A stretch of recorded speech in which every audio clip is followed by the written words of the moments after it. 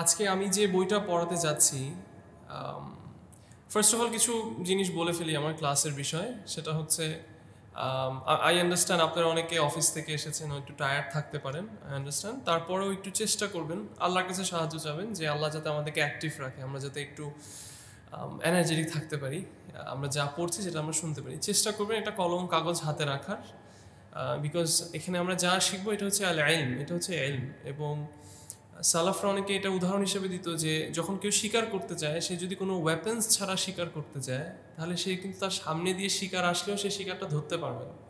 So ইলমের জন্য weapons হচ্ছে your pen and your papers. So আমরা চেষ্টা করবো এটা। ইভেন আফটার দ্যাট আপনার যদি মনে হয় যে আপনার ফোকাস করতে কষ্ট হয়, আলহামদুলিল্লাহ, আল্লাহ সুবহানাহু ওয়া তাআলা has made things very easy for us. তিনি আল্লাহ সুবহানাহু ওয়া তাআলা আমাদেরকে ব্লেস করেছেন with good media system, cameras and মাইক্রোফোনস। So আমাদেরকে ক্যামেরা মাইক্রোফোন দিয়ে আল্লাহ সুবহানাহু ওয়া তাআলা ব্লেস করেছেন, যার কারণে অনেক সময় হয় যে আমরা যদি নোটস নাও করি, আমরা পরে রেকর্ডিংটা দেখে নিব। বাট মেক শিওর করবেন যে দেখে নেবেন এবং দেখে এই নোটসগুলো করবেন। এটা যাতে এমন না হয় যে দেখবো কোনো একদিন এবং ওটা শুধু ইউটিউবে পড়ে থেকে গেলে, এমন যাতে না হয় বিইজনিল্লাহ। সেকেন্ডলি, আমি আপনাদের কাছে ক্ষমা চেয়ে নিব। আমি অনেক সময় কথার মধ্যে একটু মেবি ইংলিশটা একটু বেশি বলে ফেলি। এগেন, আমি এটা অহংকার করে বলছি না, জাস্ট বিকজ আমার ব্যাকগ্রাউন্ডের জন্য। আমার বাংলায় পড়ালেখা অনেক কমই করা হয়েছে, দেশেও ইংলিশ মিডিয়ামে পড়া হয়েছে, তারপর বাইরে চলে গিয়েছিলাম, যার কারণে আমার বাংলাতে আমি একটু দুর্বল। আমি এটার জন্য প্রাউড না, আমি এটার জন্য কিছুটা লজ্জিত যে আমি বাংলায় অত বেশি নিজেকে কনভে করতে পারি না মেসেজ। বাট স্টিল আমাকে ক্ষমার চোখে দেখবেন ইনশাল্লাহ, এবং আল্লাহ সুবহানাহু ওয়া তাআলা যাতে আমাকে আমার এই শর্টকামিজের জন্য ক্ষমা করেন। থার্ডলি, আমি আমাদের ইন্টেনশন নিয়ে কথা বলতে চাই, এবং এটা দিয়ে আমি শুরু করবো, এবং এটা দিয়েই আমাদের সালাফরা তাদের কিতাব শুরু করতেন। এবং আপনারা যদি ইমাম নাওয়ির যে 40 হাদিস, এই বইটাও যদি অন্তত জীবনে পড়ে থাকেন, সেখানেও দেখবেন যে ফার্স্ট হাদিসটা সেটা হচ্ছে ইন্নামাল আমালু বিন্নিয়াত। এবং ইমাম নাওয়ির 40 হাদিসের বইটার ব্যাপারে যদি বাই চান্স কেউ যদি না শুনে থাকে, ইভেন সহিহ আল বুখারী, যেটা ইমাম বুখারী রাহিমাহুল্লাহ, ওনার যে বইটা, এটারও স্টার্টিং উনি এটা এনেছেন। এবং আমি হাদিদের ফার্স্টে দুটো লাইন দিয়ে আমি আমার ক্লাসটা শুরু করতে চাই, অ্যান্ড দ্যাট ইজ ইন্নামাল আমালু বিন্নিয়াত ওয়ালিকুল্লি ইমরিইন মা নাওয়া। রাসূলুল্লাহ সাল্লাল্লাহু আলাইহি ওয়াসাল্লাম বলছেন যে every action is by its intention, প্রত্যেক আমল হচ্ছে তার নিয়ত অনুযায়ী। এবং সেকেন্ড লাইনটাতে বলছে ওয়ালিকুল্লি ইমরিইন মা নাওয়া, এবং প্রত্যেক মানুষের জন্য সে সেটাই পাবে যেটা সে নিয়ত করেছে। উলামাদের মধ্যে এই হাদিদের শারহের মধ্যে দুইটা ওপিনিয়ন আছে।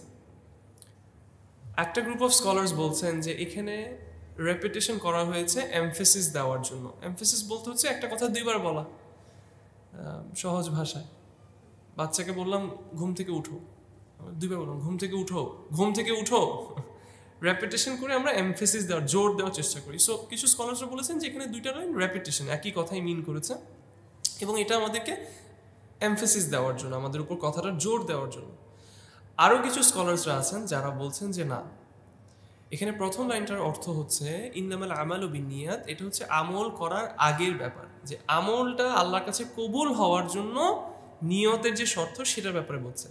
ওয়ালিকুল্লি ইমরিইন মা নাওয়া, এই যে সেকেন্ড লাইনটা, এটা বলছে যে ওই আমলের জাযাটা কেমন হবে, রেজাল্টটা কেমন হবে।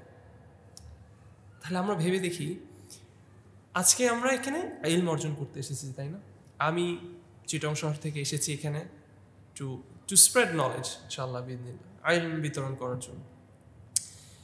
ওয়ালাকিন আমার এই কাজ থেকে আউটকাম কি হবে, এই হাদিদ অনুযায়ী এটা ডিসাইড হয়ে যাবে আমার বাসা থেকে বের হওয়ার সময় নিয়তেই।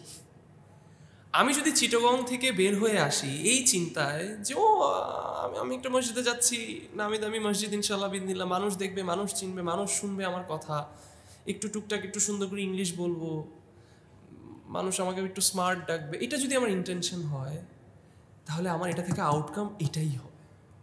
সুবহানাল্লাহ, ভেবে দেখেন জিনিসটা। সেম মনে করেন আপনি বাসা থেকে বের হয়েছেন, আজকে ক্লাস থেকে আপনি ফায়দা নিতে পারবেন নাকি পারবেন না, এটার অলরেডি কাজ শুরু হয়ে গেছে আপনার বাসা থেকে বের হওয়ার সময়, যখন আপনি ইন্টেনশনটা করেছেন। আমি উদাহরণের জন্য বলছি, কাউকে এখানে স্পেসিফিকলি মিন করে বলছি না, বাট ধরেন ফর এক্সাম্পল কেউ আসলো, এখান দিয়ে ঢুকলো, তার ইন্টেনশনটা হচ্ছে এই ছেলেটার ভুল ধরুন, তার ইন্টেনশনই এটা। এই হাদিস অনুযায়ী নিশ্চয়ই সে এই ক্লাস থেকে আমার কোনো না কোনো একটা ভুল নিয়েই যাবে, কারণ ভুলের বাইরে কি কেউ আছে? যদি আমরা যদি আমরা মনে করি যে যারা দায়ী, যারা স্কলার্স, তারা কোনোদিন ভুল করতে পারবে না, ওয়ালাকিন এটা তো শুধু রাসূলুল্লাহ সাল্লাল্লাহু আলাইহি ওয়াসাল্লাম ছিলেন। He never made mistakes in terms of the religion. সুবহানাল্লাহ। তো সে ওইটাই পাবে। কেউ যদি আসে এই নিয়ত করে যে ও আমি সাবিক ভাইয়ের দার্সে যাচ্ছি, তারপর আমি মানুষকে বলবো যে আমি সাবিক ভাইয়ের দার্সে বসছি, আমি এই মাতানটা সাবিক ভাইয়ের সাথে পড়ছি, সাবিক ভাই গেছি, তাহলে সে এই দার্স থেকে এটাই নিয়ে যাবে। কারোর ইন্টেনশন যদি থাকে যে আমি এখানে এসেছি ইলম অর্জন করতে, আমি আল্লাহর ব্যাপারে জানতে, যাতে আমি আল্লাহকে আরও ভালোভাবে ইবাদত করতে পারি, আমার ক্রিয়েশনের, আমাকে সৃষ্টি করেছেন আল্লাহ সুবহানাহু ওয়া তাআলা যেই কারণে, সেটার পারপাসটা আমি ফুলফিল করার জন্য আমি এখানে যাচ্ছি, ওই পারপাসটাকে আমি আরও ভালোভাবে ফুলফিল করার জন্য এখানে যাচ্ছি, দেন ইনশাআল্লাহ বিইذনিল্লাহ আপনি এটা নিয়েই এখান থেকে যাবেন। সো আমি এই জন্যই বললাম যে আমরা এখন থেকে আমাদের ইন্টেনশনটা পারফেক্ট করে ফেলি। এই ইন্টেনশনটাই আমাদের কারণ হতে পারে আমাদের আজকে এই দার্সের ফাহাম খুলে দেওয়ার জন্য। রাসূলুল্লাহ সাল্লাল্লাহু আলাইহি ওয়াসাল্লাম একটা হাদিসে বলছেন, মা ইউরিদিল্লাহু বিহি খায়রা, আল্লাহ সুবহানাহু ওয়া তাআলা যার জন্য ভালো চান, ইউফাক্কিহু ফিদ্দীন, তাকে দ্বীনের বুঝ দেন। সুবহানাল্লাহ। এবং স্কলার্সরা বলছেন যে ফাহাম, ফিকহ, এটা দুই ধরনের, ফিকহুল আকবার আর ফিকহুল আসগর। ফিকহুল আকবার কোনটা? ফিকহুল আকবার হচ্ছে আকীদার পড়া, তাওহীদের পড়া। আজকে আমরা ইনশাআল্লাহ বিইذনিল্লাহ এই দার্সের মধ্যে যেটা পড়বো সেটা হচ্ছে তাওহীদ নিয়ে আমরা পড়ালেখা করবো ইনশাআল্লাহ বিইذনিল্লাহ। সো আশা করি এই জিনিসটা আমাদের ইন্ট্রোডাকশন হিসাবে সবার কাছে ক্লিয়ার হলো। আমরা যে বইটা পড়বো সেই বইটার নাম হচ্ছে আল কাওয়াইদ আল আরবাহ, চারটা মূলনীতি বলতে পারেন, চারটা কাওয়াইদ, চারটা প্রিন্সিপালস। এবং এটা কিসের ব্যাপারে? এটা শিরকের বিষয়, রিলেটেড টু শিরক, তাওহীদ, আকীদা, মানে ইবাদা, এইসব বিষয়গুলো আসবে। অ্যান্ড ওয়াল্লাহি আমি আপনাদেরকে বলে দিচ্ছি, আপনারা যে অঞ্চল, আমাদের বাংলাদেশে যে এরিয়া আছেন, যে সিলেট অঞ্চল, অথবা আমি যেখান থেকে এসেছি চিটাগং অঞ্চল, আজকে আমরা ইনশাআল্লাহ বিইذনিল্লাহ এই ক্লাসে যা শিখবো it is most relevant to our scenario. এটা সবচেয়ে বেশি রেলেভেন্টকে কি বলা যায়? প্রাসঙ্গিক। বারাকাল্লাহু ফিক। এটা সবচেয়ে বেশি প্রাসঙ্গিক আমাদের সিচুয়েশনের সাথে। সো ইনশাআল্লাহ বিইذনিল্লাহ আমরা ভালোভাবে এটাকে বোঝার চেষ্টা করব। এটার লেখক হচ্ছে শেখুল ইসলাম মুহাম্মদ বিন আব্দুল ওয়াহাব রাহিমাহুল্লাহ। ওনাকে নিয়ে নিশ্চয়ই আপনারা সবাই জানেন, he does not need more explanation, ওনার পরিচয় বেশি এক্সপ্লেনেশন দরকার নেই। বাট আমি জাস্ট ছোট্ট করে একটা জিনিস বলবো যে উনি হচ্ছেন তিনি যার নামে আমাদের গালি শুনতে হয় ওয়াহাবি না। ওয়ালাকিন এই জিনিস যারা এটা বলে তাদের জাস্ট এই বলার মধ্যে যে কত ইলমের ঘাটতি সেটা জাস্ট আমি আপনাদেরকে বলতে চাচ্ছি। অ্যাজ ফার ইজ বায়োগ্রাফি আশা করি আপনারা সবাই জানেন, বিকজ নিশ্চয়ই আপনারা জীবনে কখনো কখনো ওয়াহাবি গালিটা তো খেয়েছেন। So definitely you guys know him. আচ্ছা, এটাকে আমি একটা উদাহরণ দিয়ে বলি, এবং আজকে আমি আমার পুরো ক্লাসে চেষ্টা করব উদাহরণ দিয়ে দিয়ে পড়ানো, because examples makes things clear. যখন কোনো উদাহরণ আসে, বাস ম্যাথস যখন একটা কোনো নতুন কনসেপ্ট শিখে টিচারকে বলি স্যার একটা উদাহরণ দেন, তো উদাহরণ দেয়, ওকে পারফেক্ট। আচ্ছা, মনে করেন তো কখনো আমরা এটা উচিত না কখনো কোনো মানুষকে কোনো অ্যানিমেলের সাথে কম্পেয়ার করা, বাট জাস্ট আমি এক্সাম্পলের জন্য বলছি। ধরেন একটা মানুষের মধ্যে লেজিনেস, আলিসত্বর একটা গুণ আছে। একটা মানুষ সে খুব আলসি।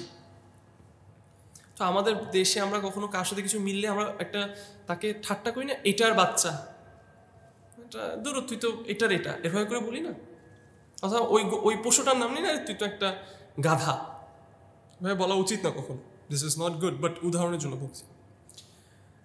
তো ধরেন একজন খুব ফাস্ট, খুব তাড়াতাড়ি দৌড়াইতে পারে, তার কাজকর্ম খুব চটপট তাড়াতাড়ি করে। তো তাকে তুলনা করলে কার সাথে তুলনা করা উচিত? পশু পাখির মধ্যে কি মনে হয়? চিতাবাঘ তাড়াতাড়ি দৌড়ায় না?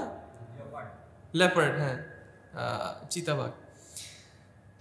তো এখন একজন খুব চটপট কাজ করে, তো তাকে আমি বললাম আরে তুই তো একটা গাধা। অথবা আরেকজন মনে করেন খুব লেজি, খুবই আলসি, তার বলবো আরে তুই তো একদম চিতাবাঘের মতো। তো সে বলবে না যে ভাই ঠিক আছে আমার সমালোচনা করতেছো, অন্তত আমি যেটার মতো আমার সেটা ডাকো। আমি আলসি, তাহলে আমাকে অন্তত গরু বলো, চিতাবাঘ কেন বলতো? চিতাবাঘ তো জোরে দৌড়ায়, বাঘ সিংহ এগুলো তো খুব ব্রেভ, আমি তো বোকা ছোকা মানুষ, লেজি মানুষ, আমাকে তুমি গাধা ডাকো না, ভালো কথা না?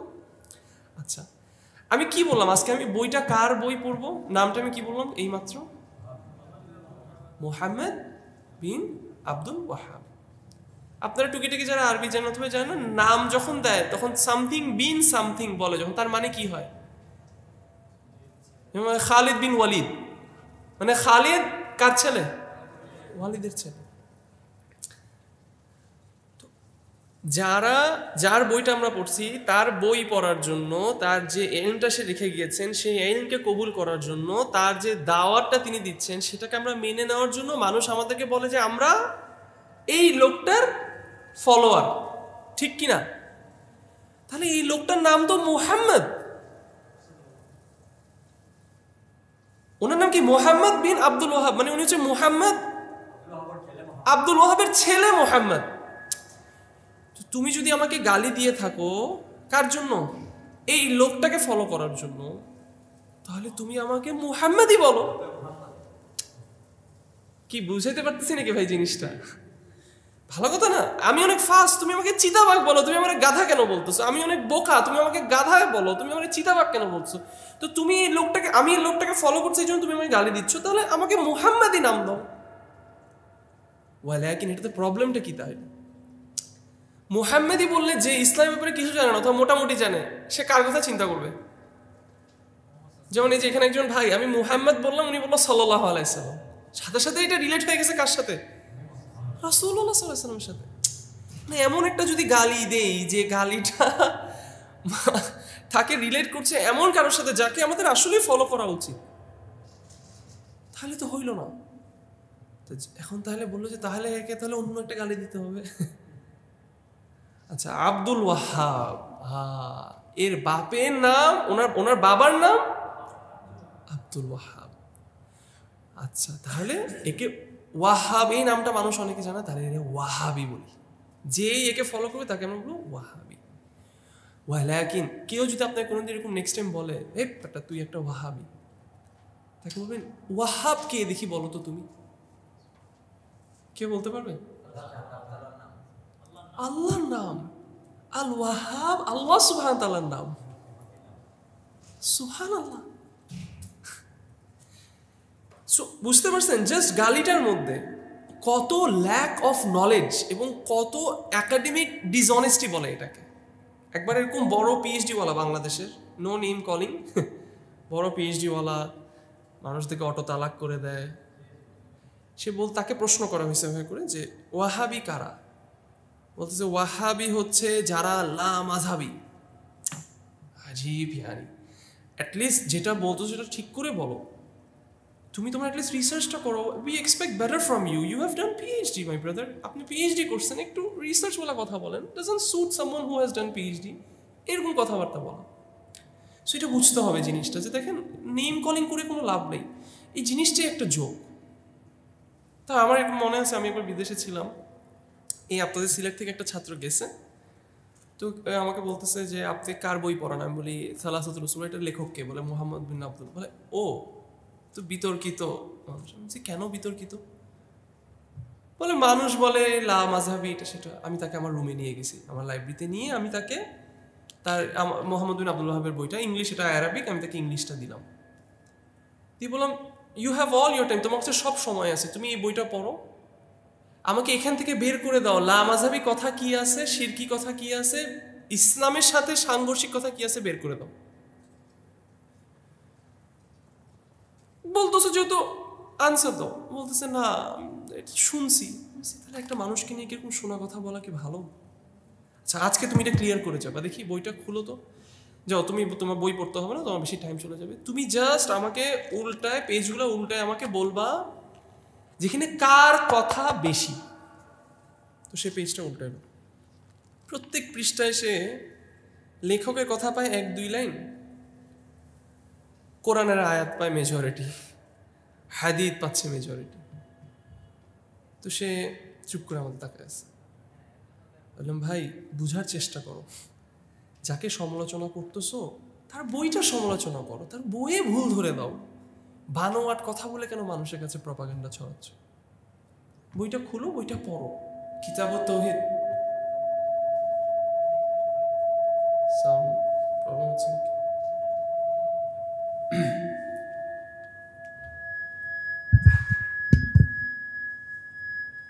এটার জন্য নাকি?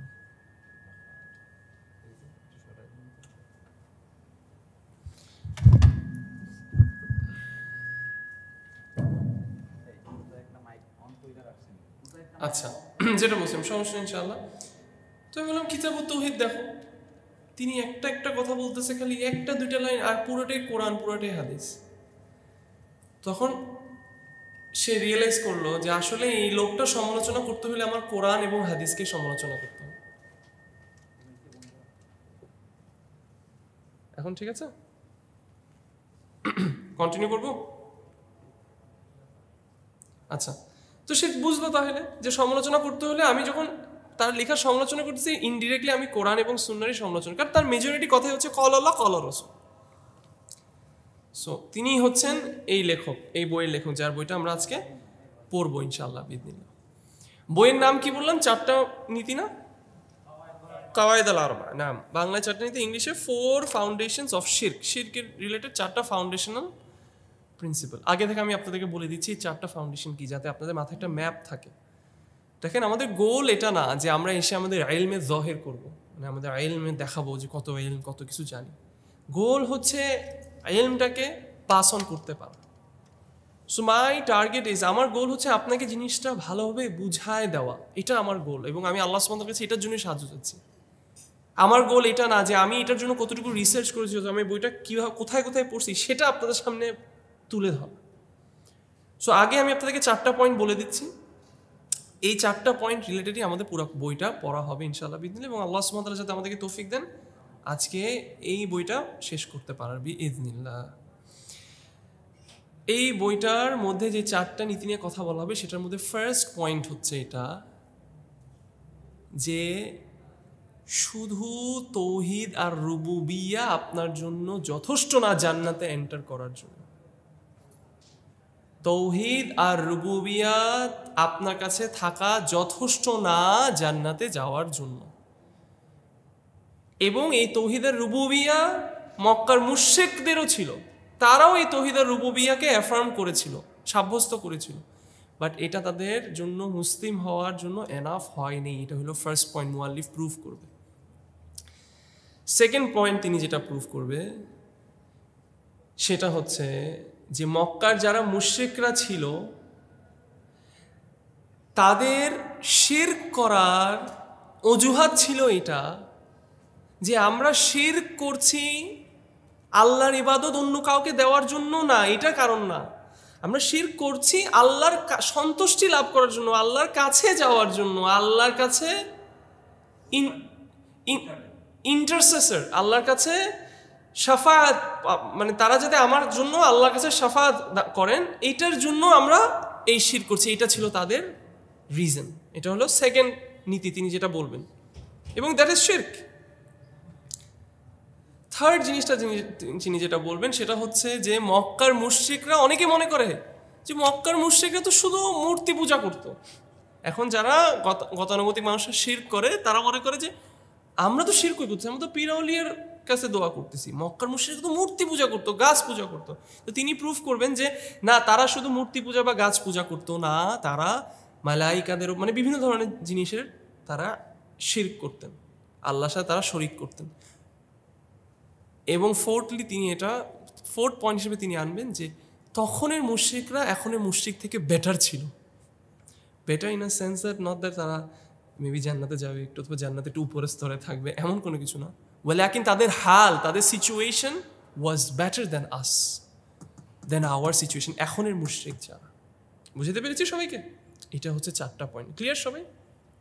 না, সো আমরা এটা শুরু করবো ইনশাআল্লাহ বিইذনিল্লাহ। দিস ইজ মাই ব্রাদার, ও আমার ভাই। ও মাতানটা পড়বে আমাদের জন্য, অ্যান্ড দেন আমি ওটা এক্সপ্লেন করবো। ও লাইনটা পড়বে, তারপর আমি সেটা এক্সপ্লেন করবো বিইذনিল্লাহ। এবং এভাবেই আমরা আমাদের ক্লাসটা আগায় নিয়ে যাবো শেষ পর্যন্ত। মে আল্লাহ সুবহানাহু ওয়া তাআলা একসেপ্ট। বারাকাল্লাহু ফিক। নাম ইকরা। আচ্ছা দাদা,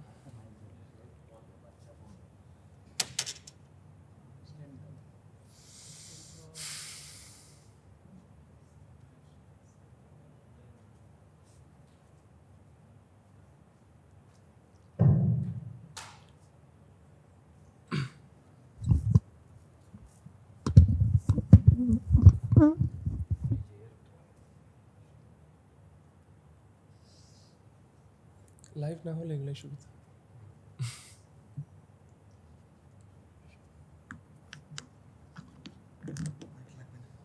এটা কই চমকটা কই? চুম্বকটা ওরটা বলে এখানে লিখে দেন না ইকরা। বিসমিল্লাহ ওয়াসসালাতু ওয়াসসালামু আলা রাসূলিল্লাহি ওয়া আলা আলিহি ওয়া সাহবিহি আজমাইন। আল্লাহুম্মা ইগফির লানা ওয়া লিউস্তাদিনা ওয়া লিল হাদিরিন আজমাইন। আম্মা বা'দ। আসআলুল্লাহাল কারীম রাব্বাল আরশিল আযীম أن يتولاك في الدنيا والآخرة وأن يجعلك مباركا أينما كنت. নাম মুআল্লিফ রাহিমাহুল্লাহ তিনি শুরু করছেন আল্লাহ সুবহানাহু ওয়া তাআলার কাছে দোয়া করে। কার জন্য? যে ওনার এই চিঠিটা পড়ছে তার জন্য। আমরা বলেছি এটা কিন্তু একটা বই, তাই না? ওয়ালাকিন এগুলো কিন্তু আসলে বই না, মানে আমরা এখন এটা বই হিসেবে পড়ছি, বাট এগুলো কিছু ছোট ছোট চিঠি ছিল যেটা মুআল্লিফ রাহিমাহুল্লাহ তিনি বিভিন্ন গোত্রের কাছে পাঠাতেন, গোত্রের লিডার্সদের কাছে পাঠাতেন, ছোট ছোট কিছু চিঠি, যে চিঠিটা দিয়ে তিনি মেসেজ কনভে করতে চাতেন মানুষের কাছে শিরকের ব্যাপারে, তৌহিদের ব্যাপারে, এই জিনিসগুলো ক্ল্যারিফাই করার জন্য। এবং আজকে আমরা সেরকম একটা সিচুয়েশনকে মিমিক করার চেষ্টা করব। কীরকম? আমরা ধারণা করব যে এখানে একটা ভাই আসছে, যে ভাইয়ের তৌহিদ শিরক এগুলো নিয়ে তার সন্দেহ আছে, তার কনফিউশন আছে। ধরে নিব যে এই চিঠিটা তার কাছে গেল, সেই চিঠিটা পড়ছে, এবং এই চিঠিতে যে কথাগুলো আছে সেটা আমরা এই ভাইটাকে বোঝানোর, মানে নেই আমি উদাহরণের জন্য বলছি, তাকে আমরা বোঝানোর চেষ্টা করব। এবং আমরা দেখব কীভাবে ধাপে ধাপে ধাপে ধাপে যা যা সন্দেহ আছে, যা যা মিসকনসেপশন আমাদের মধ্যে আছে ইসলামের নামে, যেটা শিরক হয়ে গিয়েছে, সেটা কীভাবে এটা ক্লিয়ার হয়। মুআল্লিফ তিনি কিন্তু এই চিঠিগুলো অনেক সময় যারা তার এনিমি, যারা তার দুশমন, তার কাছে পাঠাতেন এই চিঠিগুলো, ছোট ছোট চিঠিগুলো। এবং দেখেন উনি চিঠিটার মধ্যে প্রথমে শুরু করেছেন কিভাবে। তিনি বলছেন আসআলুল্লাহাল কারীম রব্বাল আরশিল আজিম। তিনি দোয়া করছেন, দ্বারা আমি আল্লাহর কাছে দোয়া করছি যিনি রব্বাল আরশিল আজিম, যিনি আরশের রব। কি দোয়া করছেন? যাতে আল্লাহ সুবহানাহু ওয়া তাআলা তোমার ওয়ালি হয়, দ্যাট আল্লাহ সুবহানাহু ওয়া তাআলা বিকামস ইয়োর ওয়ালি, আপনার প্রোটেক্টর। ভেবে দেখেন জিনিসটা, ফিদ দুনিয়া ওয়াল আখিরা, এই দুনিয়াতে এবং আখিরাতে। এবং আল্লাহ সুবহানাহু ওয়া তাআলা যদি কারোর প্রোটেক্টর হয়, কারোর ওয়ালি হয়, কারোর প্রোটেকশনের আন্ডারে যদি কেউ যদি আল্লাহর প্রোটেকশনের আন্ডারে চলে যায়, আল্লাহর কেয়ারের আন্ডারে চলে যায়, তাহলে কি তার কোনো চিন্তার বিষয় আছে? আচ্ছা, তিনি তার জন্য এটা দোয়া করছেন, এবং তিনি তার জন্য দোয়া করছেন দ্যাট ইউ বিকাম মুবারাকান আইনামা কুন্ত। এবং দেখেন মুআল্লিফ রাহিমাহুল্লাহ এবং আমাদের সালাফরা, আমাদের শেখরা, যারা ট্রু আলেম, তারা কথা কিন্তু নিজের মন থেকে বলে না, এমনি লিখতে ইচ্ছা করছে একটা উপন্যাস লিখে ফেলে না। তাদের কথার মধ্যেও তারা কোরআন এবং সুন্নাহ থেকে কথার স্টাইলটা নেয়। এই যে মুআল্লিফ তিনি বলছেন আসআলুল্লাহ আল করিম, আল করিম, তিনি আল্লাহর কাছে চাচ্ছেন, এবং আল্লাহর একটা নাম আল করিম এটা নিয়ে এসেছেন। এটা কোত্থেকে নিয়েছেন তিনি? সূরা আল আলাক, যেখানে আল্লাহ সুবহানাহু ওয়া তাআলা বলছেন ইকরা ওয়া রাব্বুকাল আকরাম। সুবহানাল্লাহ। তো যেহেতু আমরা এখানে বইটা পড়ছি, তো উনি ওইটার সাথে রিলেট করে এখানে উনি করিম ওয়ার্ডটা এনেছেন। এবং তিনি বলছেন তুমি মুবারক, তুমি বারাকাময় হও, হোয়ার এভার ইউ আর, আইনামা কুন্ত। এটার মানে কি? আমরা অনেক সময় কী হয় এই শব্দের অর্থের মধ্যে হারায় যাই। বারাকা মানে ব্লেসিংস, ব্লেসিং মানে বারাকা, বারাকা মানে ব্লেসিংস, ব্লেসিং মানে বারাকা। হ্যাঁ, এরকম আমরা বলি না যে দোয়া মানে দোয়া মানে দোয়া, আর বলতে পারে না কিছু। ইবাদত মানে ইবাদত, আর কিছু বলতে। বারাকা মানে বারাকা, জিজ্ঞেস করতে ভাই বারাকা মানে কি, বলতে পারবে না। আসলে এখানে কি বোঝানো হচ্ছে? যখন আমরা বলি যে মে ইউ বি, আপনি যাতে এমন মানুষ হতে হন যিনি মুবারক, যিনি বরকতময়, যেখানেই থাকেন না কেন। স্কলার্সরা এটার সারের মধ্যে বলছেন, এই মুআল্লিফের কথাটার মধ্যে বলছেন, এটার এক্সপ্লেনেশন তারা বলছেন, এটার মানে হচ্ছে দ্যাট আপনি যেখানেই থাকেন আপনি মানুষের কাছে ইলম বিতরণ করেন। You by yourself, you benefit from your knowledge. আপনি নিজে আছেন, আপনি নিজের ইলম থেকে বেনিফিট হচ্ছেন। আপনি অন্য কোথাও গিয়েছেন, আপনি ইলম স্প্রেড করছেন। এটাই হচ্ছে মুবারক হওয়ার অর্থ। সুবহানাল্লাহ। এখন আমি আপনাদের একটা অ্যাটেনশন গ্র্যাব করতে চাই। মুআল্লিফ তিনি এই দোয়াটা করছেন কার জন্য, কার কাছে পাঠাইছে আবার বলি চিঠিগুলা? ওনার দুশমনদের কাছে। দেখেন আমাদের এখানে অনেক কিছু শিখার আছে। আমরা যখন আমাদের একটা বেদাতি ভাইকে দেখি, একটা শিরক করে বিদআ করে এরকম একটা ভাইকে দেখি, আমাদের মাথায় সবার আগে চলে আসে কিভাবে আমি হাদিস এবং কোরআন কোট করে আমি ওকে একটা দাঁত ভাঙ্গা জবাব দিব। লেকিন আমাদের মধ্যে সেই মেন্টালিটিটা নাই যে আমার ভাইটা তো ভুলের মধ্যে আছে, কেননা আমি তার জন্য আগে দোয়া করি, আমি তার ভালোটা চাই এবং আমি এই নিয়তে তার সাথে কথা বলি যে তুমি হকের দিকে আসো। মানে তোমাকে দাঁত ভাঙা জবাব দেওয়াটা আমার ইন্টেনশন না, ইনস্টেড তুমি হকের দিকে আসো, এইটা আমার ইন্টেনশন। বুঝতে পারতেছি জিনিসটা?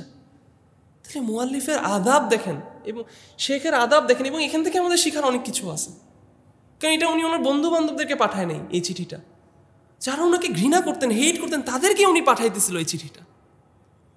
এবং অসংখ্য সময় এরকম হয়, সাধারণত আপনারা চিন্তা করে দেখেন, আপনার এরকম কোনো তৌহিদের কথা, কোনো এরকম যদি শিরক হচ্ছে এরকম কোনো জায়গায় পাঠান, মেজরিটি মানুষ আপনার কী করবে, নিয়ে বলবে দূর কোনো একটা ওয়াহাবি পাঠাচ্ছে, মানে ছিঁড়ে ফেলবে আপনার চিঠিটা।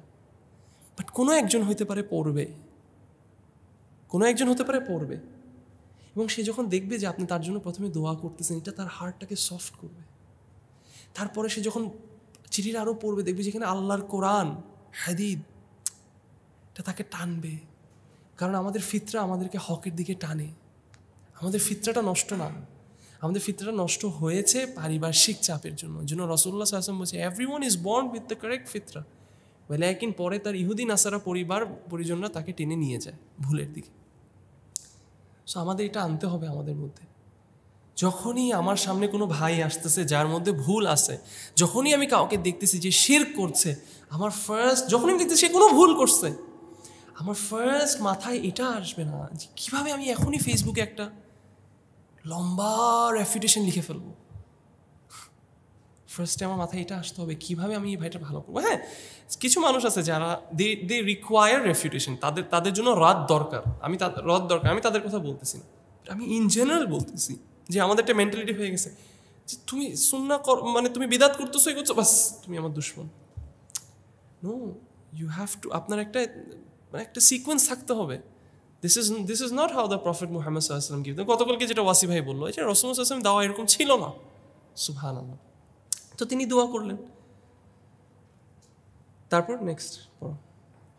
وأن يجعلك ممن إذا أعطي شكر وإذا ابتلي صبر وإذا أذنب استغفر فإن هؤلاء الثلاثة عنوان السعادة. نعم، أنواع السعادة، عنوان السعادة. نعم، عنوان السعادة. نعم. طيب, তিনি বলছেন, তিনি দোয়া করছেন এবং তুমি যাতে আল্লাহ যাতে তোমাকে তাদের মতো বানায় যারা কি হয়, যখন তাদেরকে আল্লাহ দেন তারা শুকরিয়া করেন, এবং যখন তাদের কাছে কি হয়, তাদের কাছে কঠিন কোনো কিছু আসে, কোনো পরীক্ষা আসে, তখন তারা সাবার করে, এবং যখন তারা গুনাহ করেন তখন তারা ইস্তিগফার করেন। সুবহানাল্লাহ, দোয়া করতেছেন, চিন্তা করতে পারেন এভাবে একটা কথা শুরু হবে কোনোদিন, কোনো দাঁত ভাঙা জবাবে? ভাবতে পারেন আপনি বিষয়টা? একজন বেদাতি আপনি, হেই তোমরা ওয়াহাবি, না আখি, আমি আল্লাহর কাছে দোয়া করি দ্যাট ইউ বিকাম মুবারাক অ্যান্ড দ্যাট তুমি যেখানে থাকো তুমি বরকতময় হও, এবং তুমি আল্লাহ যে তোমাকে তাদের মধ্যে বানায় যে যখনই কোনো ভালো কিছু আসে আল্লাহর কাছে চায়, আল্লাহর কাছে শুকরিয়া করে, যখনই কঠিন সময় আসে সাবার করে, যখনই গুনাহ করে তখনই ইস্তিগফার করে। এবং তিনি কি বলছেন মুআল্লিফ, এবং এই তিনটা হচ্ছে তিনটা পার্ট অফ হ্যাপিনেস, মানে প্রশান্তি লাভ করার এটাই হচ্ছে তিনটা গুণ। এবং তিনি এই কথাটা কার থেকে নিয়েছেন? ইবনে কাইয়িম রাহিমাহুল্লাহ থেকে তিনি এই কথাটা নিয়েছেন। এবং সত্যি এটাতেই আপনার সুখ। আপনাকে যখন আল্লাহ দিবে আপনি শুকরিয়া আদায় করবেন, এবং শুকরিয়া আদায় করাতে আপনাকে কি করে জানেন?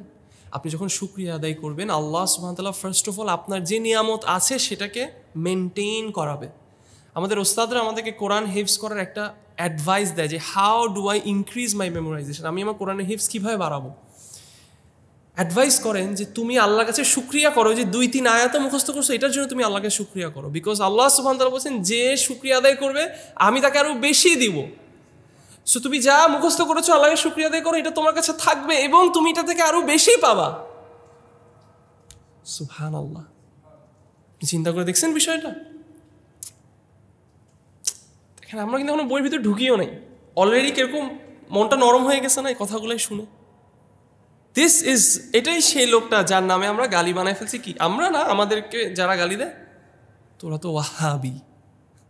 This is his writing. এবং এমন কোনো মানুষ নেই যে ভুল করে না, আছে? রাসূলুল্লাহ সাল্লাল্লাহু আলাইহি ওয়াসাল্লাম একটা হাদিসের মধ্যে তিনি বলছেন that the best of you, every son of Adam, সবাই আদমের সন্তান সবাই ভুল করেন, কিন্তু বেস্ট হচ্ছে তারা যারা কি করে, যারা তওবা করেন। হাদিসের মধ্যে রাসূলুল্লাহ সাল্লাল্লাহু আলাইহি সাল্লাম বলা হচ্ছে যে মা রাআইতু আহাদান আকসারু মিন রাসূলিল্লাহি সাল্লাল্লাহু আলাইহি সাল্লাম, মানে আমি অন্য কাউকে দেখি নাই রাসূলুল্লাহ সাল্লাল্লাহু আলাইহি সাল্লামের থেকে বেশি ইস্তেগফার করতে, বেশি বলতে। কি বলতে? ইয়াকুলু আস্তাগফিরুল্লাহ ওয়া আতুবু ইলাইহি।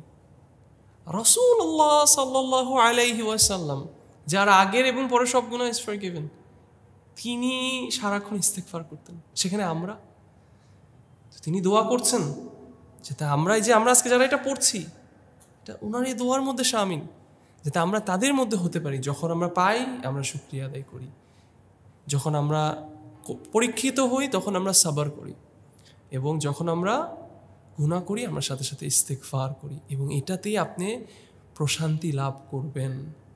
না ভাই, আপনাকে এটা ভুল শেখানো হয়েছে যে লন্ডন আমেরিকা গেলেই আপনার শান্তি, এটা আপনাকে ভুল শেখানো হয়েছে যে ভালো স্কুলে পড়লেই আপনার শান্তি, এটা আপনাকে ভুল বোঝানো হয়েছে যে বিসিএসে টিকলেই আপনার জীবনে আপনি শান্তি পাবেন। হ্যাঁ, হাজা খাতা, এটা ভুল। শান্তি হচ্ছে এইটাতে, যা পাচ্ছেন আলহামদুলিল্লাহ, ভুল করতেছেন আস্তাগফিরুল্লাহ, পরীক্ষা হচ্ছে কদ্দারাল্লাহ, ইন্না লিল্লাহি ওয়া ইন্না ইলাইহি রাজিউন, বাস খালাস, يعني আমরা সাবর করব। This is his dua. نعم اقرأ. اعلم أرشدك الله بطاعته أن الحنيفية ملة إبراهيم أن تعبد الله وحده مخلصا له الدين وبذلك أمر الله جميع الناس وخلقهم لها كما قال تعالى وما خلقت الجن والإنس إلا ليعبدون. نعم. তিনি বলছেন, মুআল্লিফ তিনি বলছেন,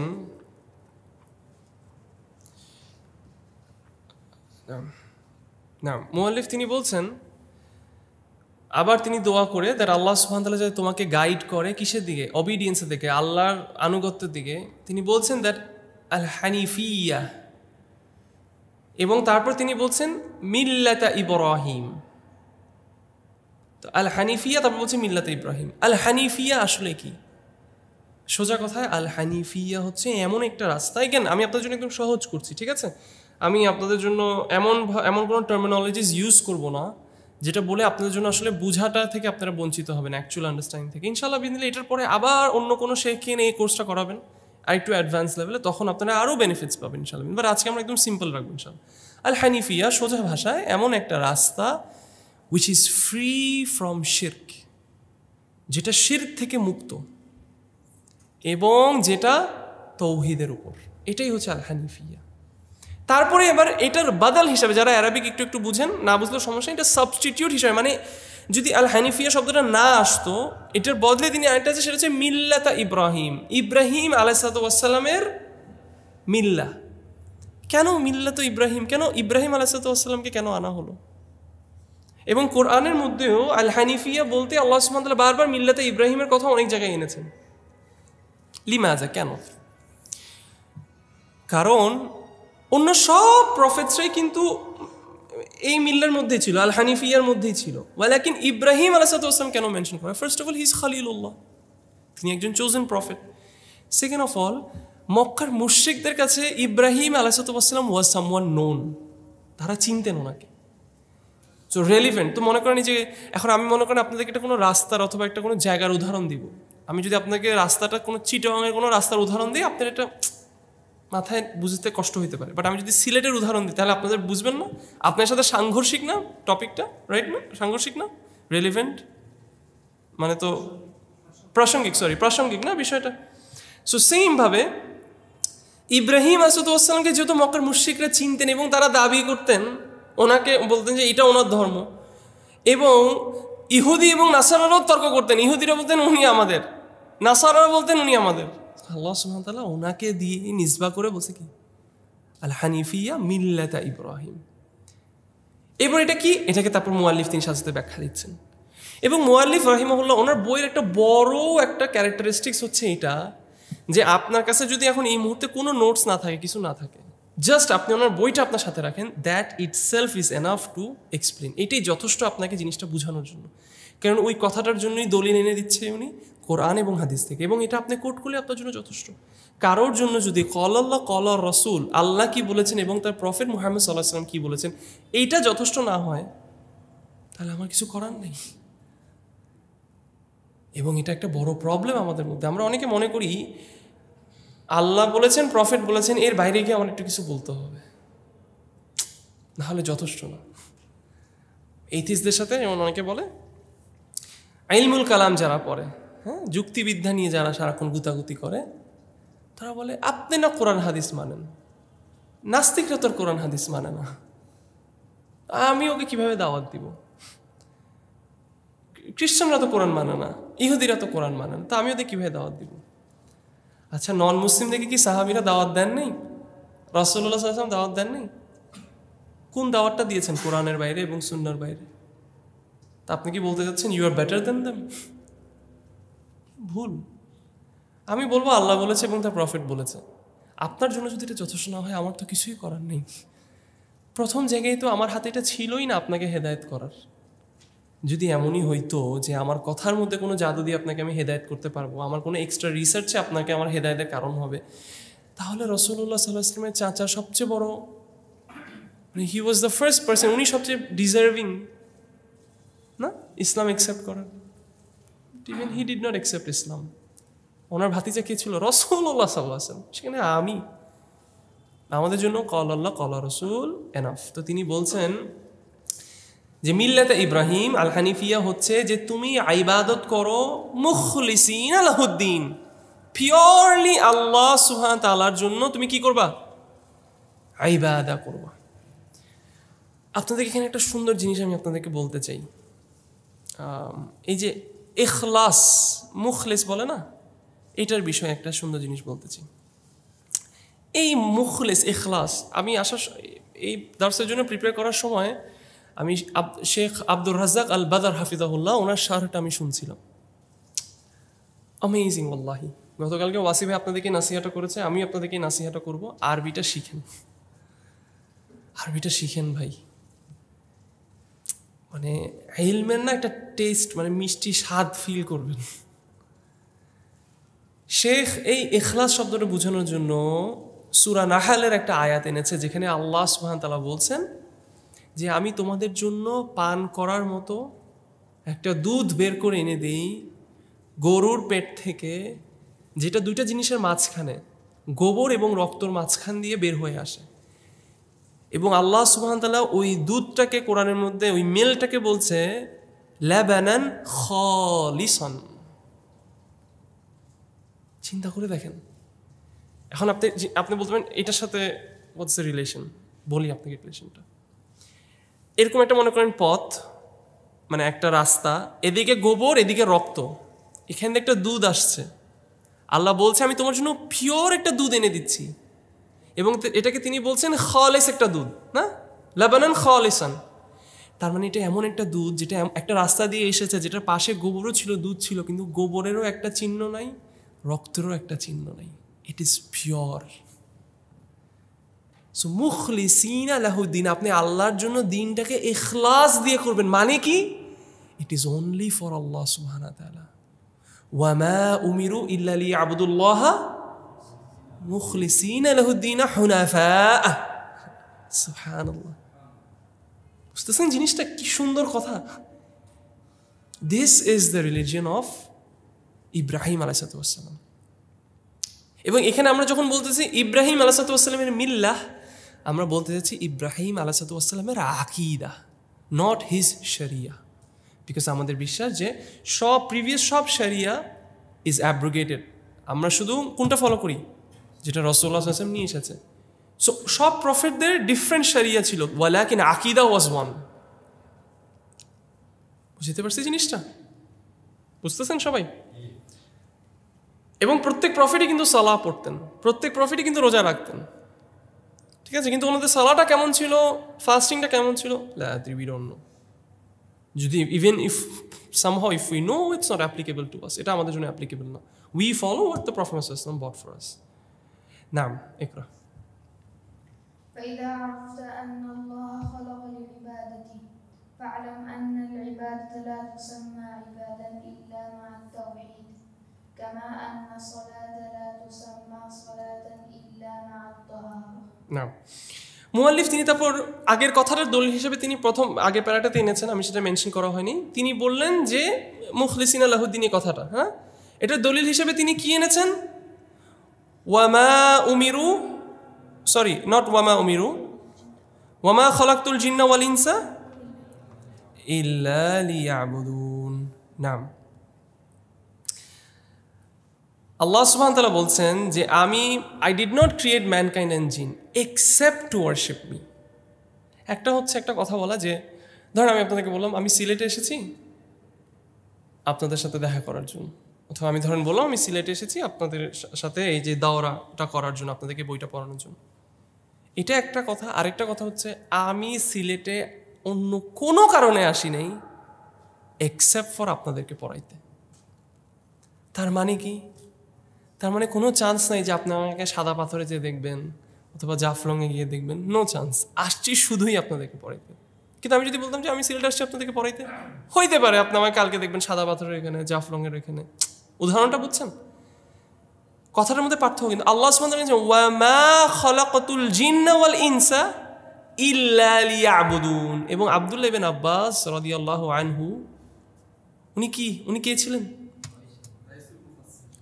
রাইসুল মুফাসসির, দ্য হেড অফ যিনি তাফসির করার হেড, তিনি আমাদেরকে একটা কায়দা শিখাই দিয়েছে, খুব সুন্দর একটা কায়দা।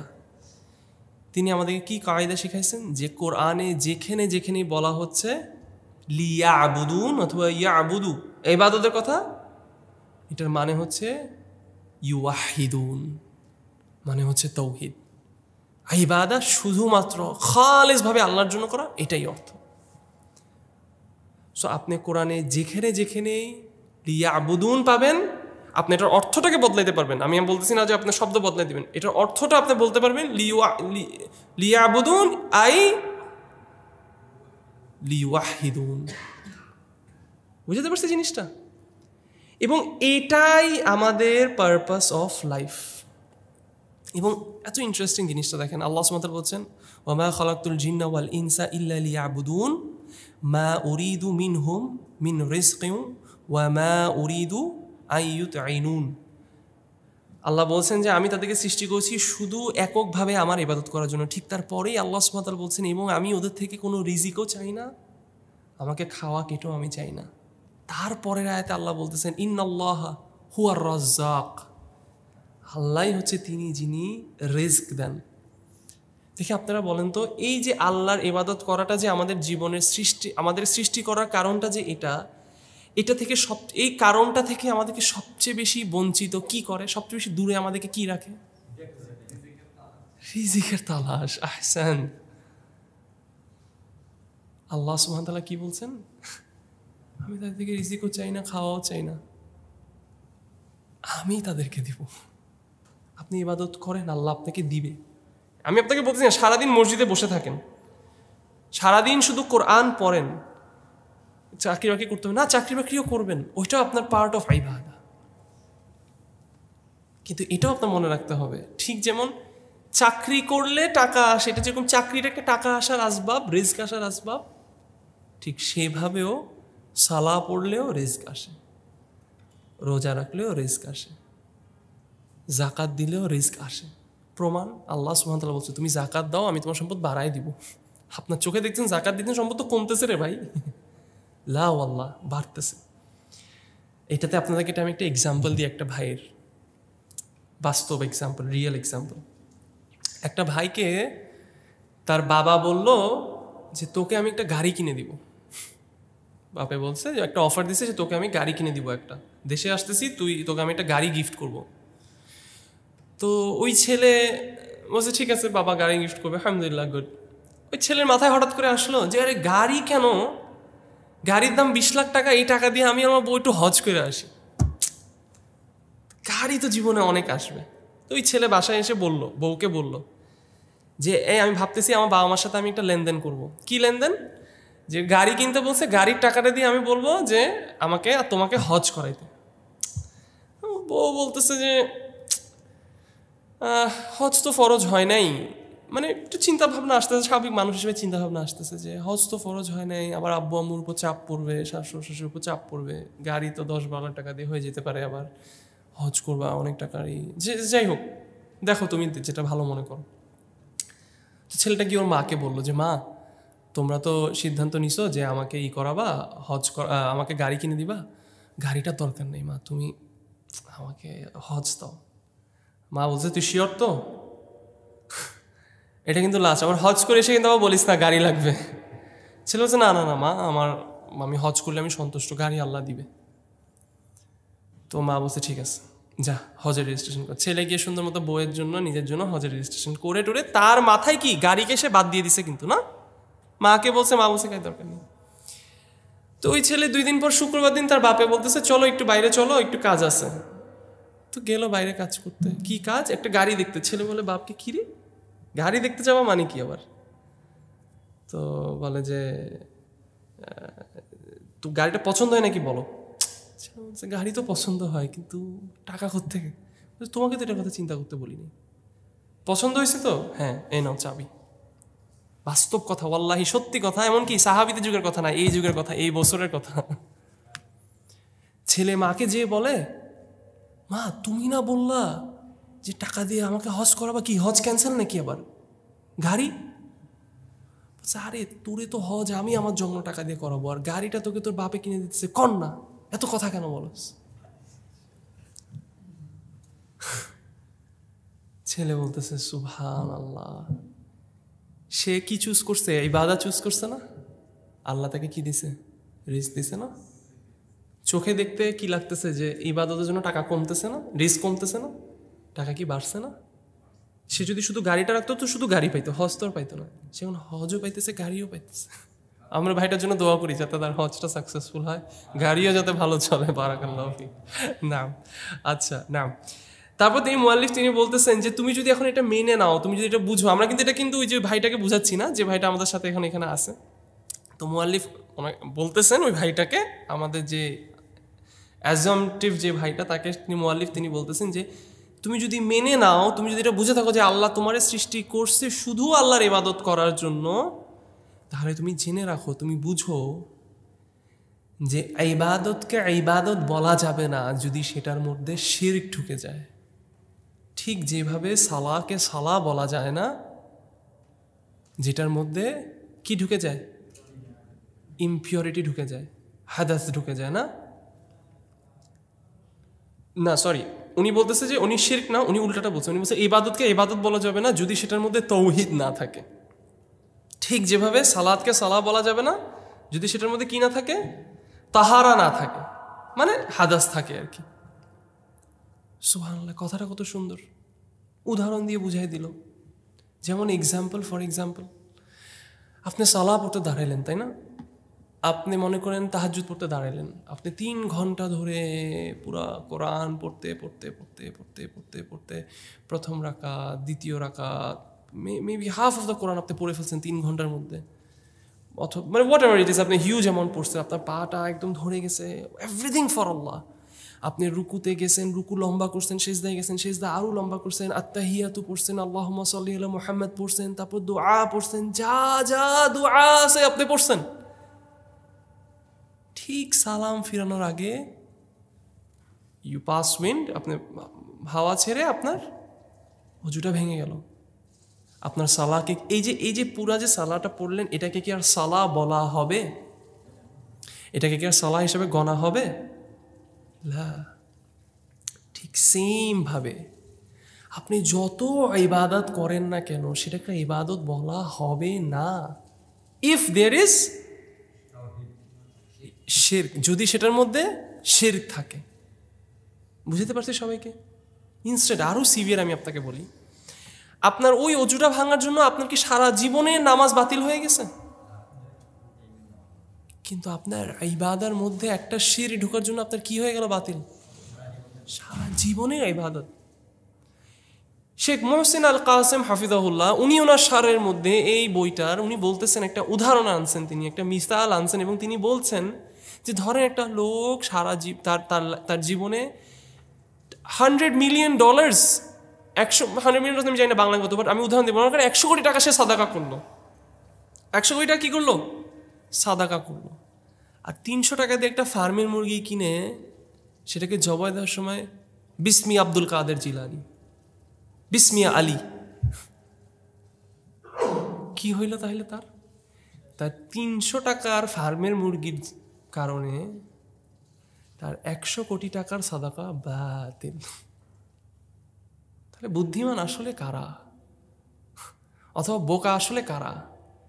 যারা ই ভ্যালিতে ইনভেস্ট করছে, নাকি যারা নিজেদের আমলকে ধ্বংস করে ফেলতেছে প্রতিদিন শিরক করে করে? চিন্তা করি। নাম ইকরা।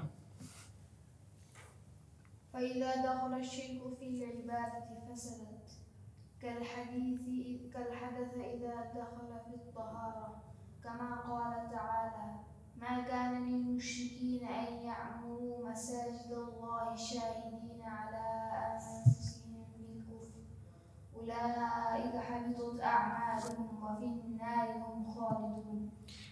মোহাল্লেদ তিনি বলছেন যে এখন তুমি যদি এটা বুঝো তাহলে যে শিরক যদি ইবাদতের মধ্যে ঢুকে তাহলে এটা ইবাদতকে ধ্বংস করে ফেলবে, তোমার সব আমলকে নষ্ট করে ফেলবে, ঠিক যেভাবে মানে হাদাস তোমার ইয়েকে নষ্ট করে ফেলতেছে, তোমার সালাকে নষ্ট করে ফেলছে। এবং তুমি তাহলে বুঝতেছো যে তাহলে এটা কারণ হবে তোমার কিসে যাওয়ার জন্য? জাহান্নামে যাওয়ার জন্য চিরস্থায়ী। তাহলে তোমার জন্য এটা অব্লিগেটরি হয়ে যাচ্ছে কি? তোমার জন্য এটা অব্লিগেটরি হয়ে যাচ্ছে এই শিরকের ব্যাপারে জানা, পড়া, বুঝা। এবং তিনি এটার দলিল হিসেবে এনেছে যে আল্লাহ সুবহানাহু ওয়া তাআলা বলছেন মা কানা লিল মুশরিকিনা আই ইয়ামুরু, মানে এটা মুশরিকদের জন্য না যে তারা শিরক করা অবস্থায় তারা মসজিদের দেখভাল করবে, তারা মসজিদের করবে। It is not for them, এটা যাচ্ছে না তাদের জন্য।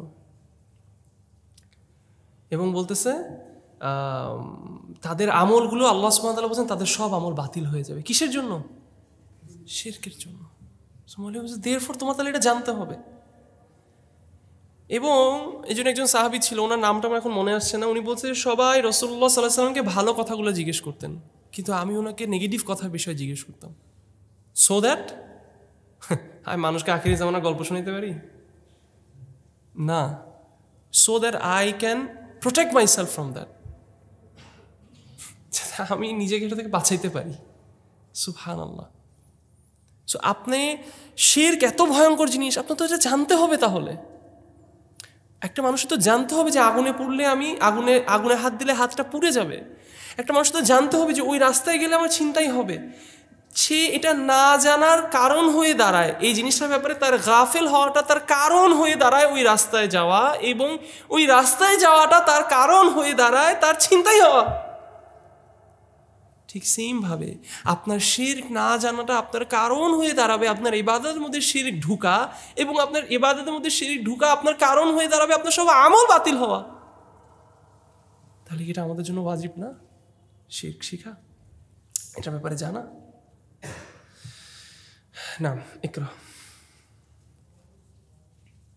فإذا عرفت أن الشرك إذا خلط العبادة أفسدها وأحبط عمل وصار صاحبه من الخالدين في النار عرفت أن أهم ما عليك معرفة ذلك لعل الله أن يخلصك من هذه الشبكة وهي الشرك بالله. সুবহানাল্লাহ।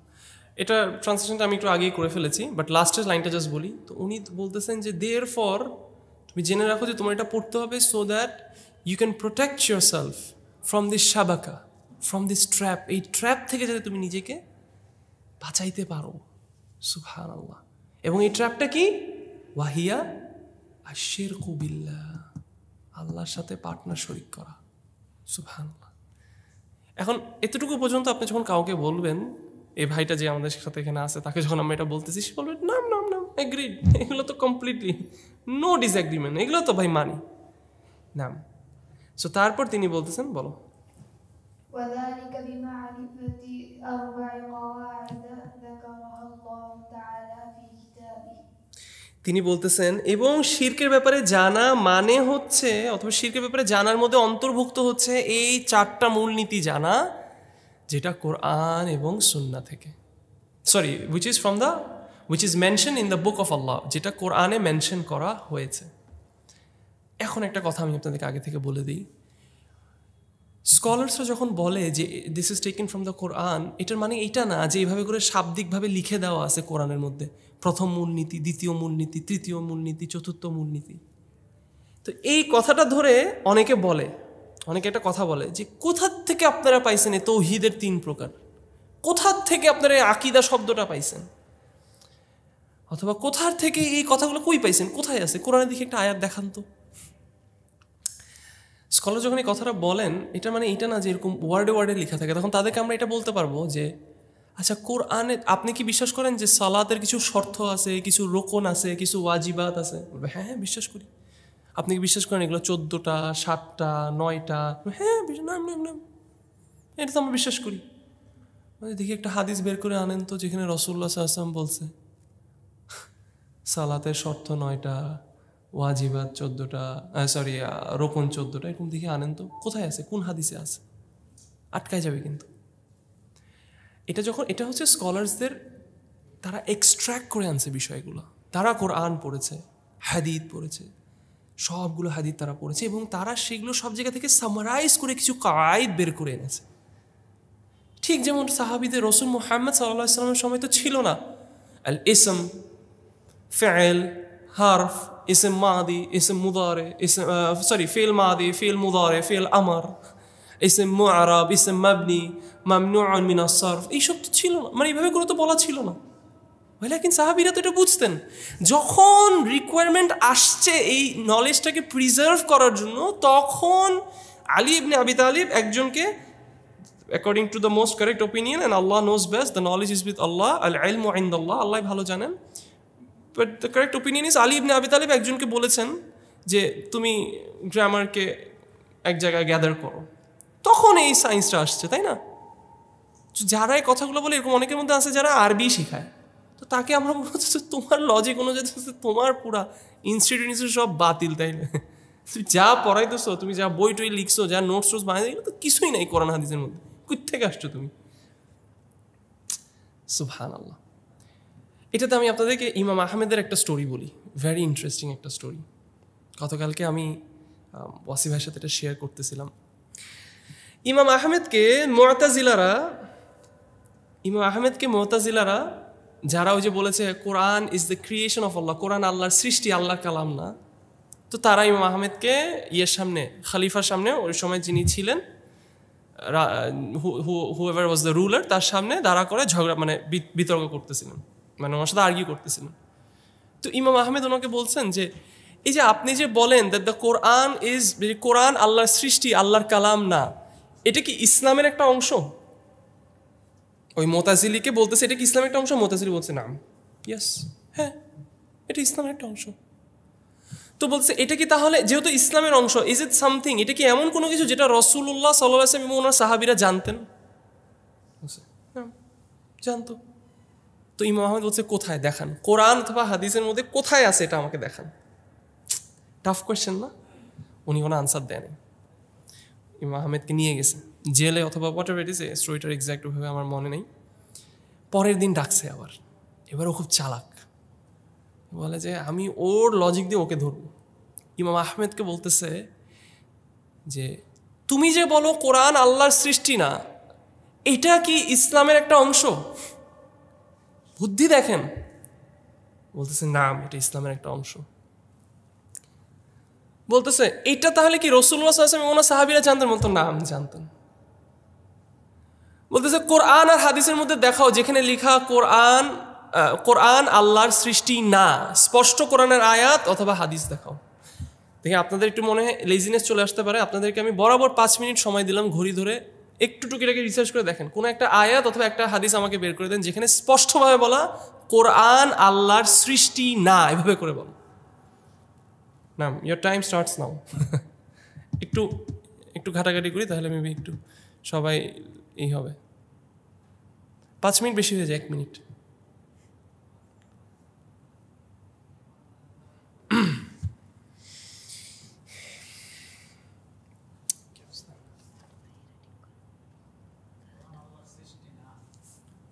কোরআন আল্লাহর সৃষ্টি না, আমাদের বিশ্বাস তো এটা। আমাদের আকীদা হচ্ছে আহলে সুন্নাহ জামার আকীদা, Quran is the speech of আল্লাহ, কোরআন আল্লাহর কালাম, কোরআন আল্লাহর সৃষ্টি না।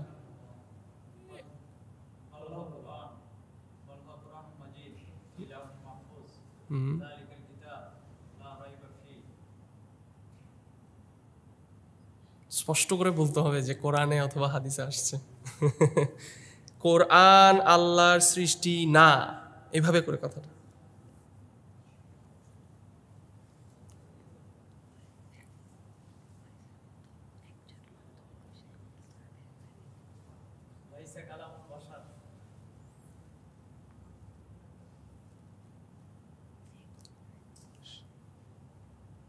আচ্ছা নাম সহজ করে দিই, কালামুল্লাহ বলে কিন্তু আল্লাহর সৃষ্টি না, কোনো এরকম আয়াতও নাই হাদিসও নেই, সোজা কথা। এই জন্যই 1 মিনিট দিছি 5 মিনিট থেকে, টাইম ওয়েস্ট করে লাভ নেই। একটু আপনাদেরকে অ্যাক্টিভ করলাম আর কি, একটু ঘুমটুম চলে আসলে। কোনো এরকম নাই। তো ইমাম আহমেদ তাহলে আটকা গেল না যে কইতে তুমি দেখো আমাকে তাহলে কোরআন হাদিস থেকে যে বলছে, যেহেতু এটা ইসলামের একটা অংশ এবং তুমি বলছো রাসূলুল্লাহ এবং প্রফেট মুহাম্মদ সাল্লাল্লাহু আলাইহি ওয়াসাল্লাম এবং ওনার সাহাবীরা জানেন যে এটা আল্লাহর এটা আল্লাহর সৃষ্টি না, স্পষ্ট দলিল দেখো, বাস মানবো। ইমাম আহমেদ কি বলছে জানেন? তুমি চুপ করো আমিও চুপ করব। তুমি এই কথাটা আনছো দেখে আমাদের এই কথাটা বের করে এনে তোমাদেরকে বুঝাইতে হইতেছে যে কোরআন আল্লাহর সৃষ্টি না। তুমি চুপ করো, আমরা এই কথা আনবো না। এটার মানে হচ্ছে কোরআন আল্লাহর কালাম, এটা স্পষ্টভাবে বলা না কোরআনের কত জায়গায়, এই যে স্যার কতগুলো কোট করলো না আয়া। সো আল্লাহর কালাম মানে হচ্ছে এটা আল্লাহরই, মানে এটা আল্লাহর এসেন্স, তাই না? সো আল্লাহর কালাম মানে ইট ইজ আল্লাহ। তাহলে এটা সৃষ্টি কিভাবে হইতে পারে? বুঝাতে পারছি জিনিসটা? এটা আল্লাহর সিফাত জাতিয়া, তাই না? ইট ইজ আল্লাহস এসেন্স, খালাস, শেষ। এটা বাই ডিফল্ট আমরা জানি। কিন্তু তোমরা এই কথাটা বাইর করা শুরু করছো দেখে আমরা এখন জিনিসটাকে উসুল থেকে বের করে আলাদা করে তোমাদেরকে বলতে হইতেছে Quran is not the creation of Allah. তুমি চুপ করো আমিও চুপ করব। কথাটা কি বুঝাইতে পারছি জিনিসটা? অনেকে বলতে পারে এই উসুলগুলো এগুলো কোত্থেকে আসছে, এই জিনিসগুলো কোত্থেকে আসছে? তুমি শিরক করা বন্ধ করো, তাহলে কথা নাই। তোমরা শিরক শুরু করছো দেখে আমাদের কোরআন হাদিস থেকে বের করে নিয়ে আসতে হচ্ছে এগুলো মুখতাসার ভাবে, কাওয়ায়েদ হিসাবে তোমাদেরকে জিনিসটা বোঝানোর জন্য। It is the outcome of your work. বুঝাতে পারছি জিনিসটা? যেমন গতকালকে ওয়াসি ভাই জিজ্ঞেস করলো না যে এই যে আপনার হাতে মুসহাফটা, কেউ যদি বলে এটা কি আল্লাহর কালাম, তাহলে তাকে জিজ্ঞেস করতে হবে যে তুমি এটা দিয়ে কি বুঝাইতে চাচ্ছ। কিন্তু এরকম কথাই কোনো এখন যদি বলি যে এটা কি তাহলে ইসলামের একটা অংশ, এই কথাটা হ্যাঁ ইসলামের একটা অংশ, মানে এটা আমাদের ইম্পর্টেন্ট আকীদা ক্লিয়ার করার জন্য। রাসূলুল্লাহ কোথায় কোন হাদিস আছে এভাবে করে বলছে যে কেউ যদি এসে তোমাকে জিজ্ঞেস করে এই যে তোমার হাতে যেটা, এটা নাই কোনো হাদিস, তো তুমি এটা করতে গেছে, আমরা তাকে বলি তুমি চুপ করো তাহলে আমিও চুপ করব। তোমার অযথা কথার জন্য, তোমার নতুন বিদআ বের করছো, এটাকে রেফিউট করার জন্য আমাদের কোরআন হাদিস থেকে এগুলো বের করে আনতে হচ্ছে কথাগুলো। কথাটা কোরআন হাদিসে ডিরেক্ট নাই মানে এই না যে কথাটা ভুল, বাট তোমাদের বিভ্রান্ত ছড়ানোর কারণেই আমরা কোরআন হাদিস থেকে এই কায়েদগুলো বের করে আনতেছি, এই উসুলগুলো বের করে আনছি, এই নীতিগুলো বের করে আনতেছি। বুঝতে পারছি জিনিসটা? সো এই জিনিসটা কিন্তু অনেক সময় বুঝতে হবে। এই ট্র্যাপে অনেক সময় আমাদের ভাইরা পড়ে যায়, সহিহ আকীদার ভাইরাও পড়ে যায়, এবং আমাদের শেখ দেখছি প্রশ্ন করে যে কোরআনের কোথায় আসছে এরকম এই 3টা মূলনীতি আসছে? সূরা আসর। কিন্তু সূরা আসরে কি বলে দিছে আল্লাহ সুবহানাহু ওয়া তাআলা যে 3টা মূলনীতি যেটা তোমাদের জন্য শিখা ওয়াজিব? সূরা আসরে আল্লাহ সুবহানাহু ওয়া তাআলা বলেছেন, উনি যেভাবে বলা সেভাবে বলেছেন। সূরা আল আসর, তাই না? ওয়াল আসর ইন্নাল ইনসানা লাফি খুসর ইল্লাল্লাযিনা আমানু ওয়া আমিলুস সালিহাত।